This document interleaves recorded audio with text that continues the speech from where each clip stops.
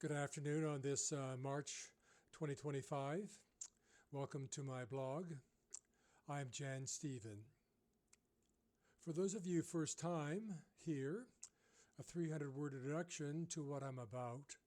Otherwise, fast forward to about 2 minutes 30 seconds for today's blog. I hold a doctorate in the field of human development. I have the markings of an old man, much traveled, and maybe a little wisdom. I think of myself as doctor to planet Earth humanity. Well, somebody has to do it. As my patient, I offer my observations, my diagnoses, my prognoses, most particularly on the matters of war and warming.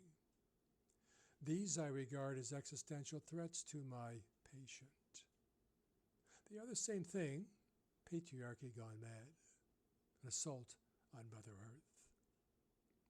As the prophets prophesize very clearly, I'm hopeful that planet Earth humanity will grow into a law-based civilization and an age of peace. Planet Earth humanity just now in the age with the power of the World Wide Web at your fingertips, the power to make that happen. That unrealized planet Earth humanity global will is what stands between us today and an age of peace projected 2050.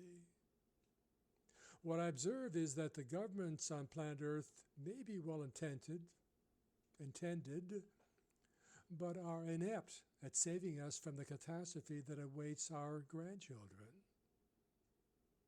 The alternative, there is no in between, an age of peace, can only happen from the ground up, reaching up from what is already given, reaching down, justice from the heavens. My hope is to kickstart a global conversation, to build the trust, to gather the will to get it done. And when that happens, it'll happen because of what you do. The Age of Peace 2050 is a story built on a dream, a blueprint, a painting in the sky to make an age of peace happen. A new dawn in our epic changing times. And now for today's blog. Thank you, Zelensky, for stepping up to peace. Early March 2025. The headline on the web, Zelensky sends message to Putin and Trump with 3 demands for peace. Quote, excuse me.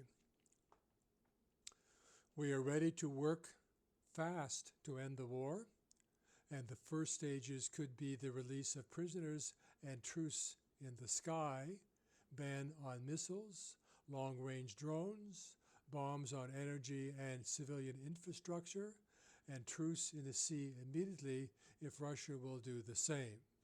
Then we want to move very fast through all the stages and work with the U.S. to agree a strong final deal, end quote. With these words, Zelensky set forth a set of actions to stop the killing and a truce. These actions meet any reasonable standards of justice when justice is stepping in to end the chaos of war. Painful for him and Ukraine to let go of the dream and accept reality.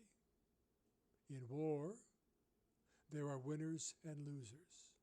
There's nothing just about war. But all is not lost, for through bravery and leadership, Ukraine has retained 80% of its landmass and still a huge country with vast resources and a great history. It could be the shock to the system, Trump now cutting off arms, making it clear to Zelensky that Trump is serious about ending the war and peace.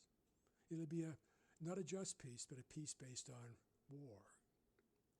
Can Ukraine rely on Europe, a well-meaning but politically unstable partner?